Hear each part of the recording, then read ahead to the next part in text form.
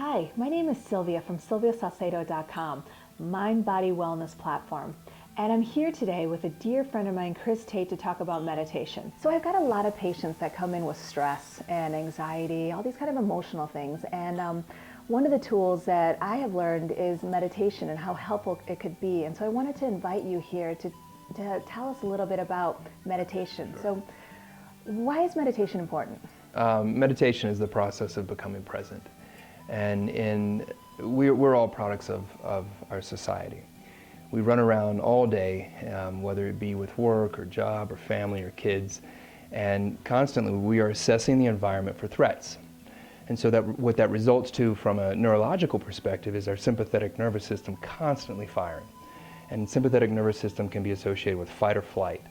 And so when we're constantly assessing the environment for a threat, what we do is we call on our past experiences in order to anticipate the future so that we can find the path of least resistance to get to our goals. And so we're constantly assessing the environment, we're assessing our past and our future, and we miss the present moment. And so when we go in with meditation, and the monks say go within, when we go within, we turn off our external environment, we turn off our five senses that interact with this space, and it causes us to shut down that sympathetic nervous system. And when that occurs, we start to feel that, we find that place of silence, we find that gap in the continual stream of conversation that most of us carry in our heads.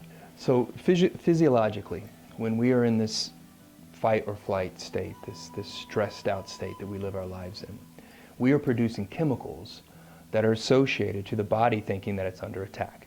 So the sympathetic nervous system was originally designed so that if you encountered a threat, you're in your cave and a bear walks in the cave.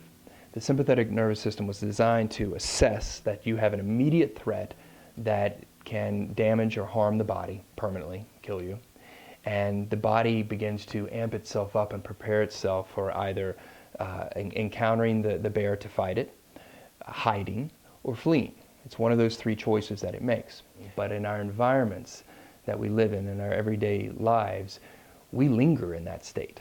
We constantly go from one thought of threat, whether it be a bill or the job we don't like, straight into the relationship that's not working for us. And it's just one thing, it's one threat after another. So we never turn the system off. And so meditation allows an opportunity for that sympathetic nervous system to turn down the volume a bit and the parasympathetic to come back online. How does someone learn to meditate? It used to be thought that you had to go and live on a mountaintop in a cave for 40 years and contemplate in order to experience the benefits of meditation, and that's not the case. The Dalai Lama, we owe a lot of what we understand from a neuroscience perspective to him. He has a very scientific mind. Many of his top assistants have made themselves accessible to the neuroscience community to be evaluated physiologically while they meditated in order to understand what was going on. And from those studies, we've been able to extrapolate that out into models that are accessible to virtually anyone.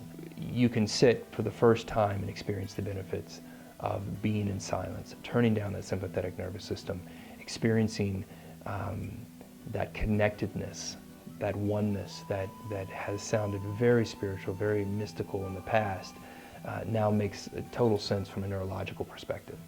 So I think that if you follow the processes that we guide in these workshops, you will experience the benefits.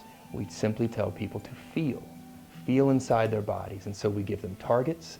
They just so happen to be these magical chakras, which are just the ganglia coming off of your spinal column. It's just your endocrine system. But we begin to focus their attention on spaces inside their bodies, and when they do that, as a result, the analytical mind turns down and they find that place of silence. So tell us again, where can people find you? Sure. So you can go to CoachTate.com. All of my information is out there. I also have my events, my workshops posted in my events section.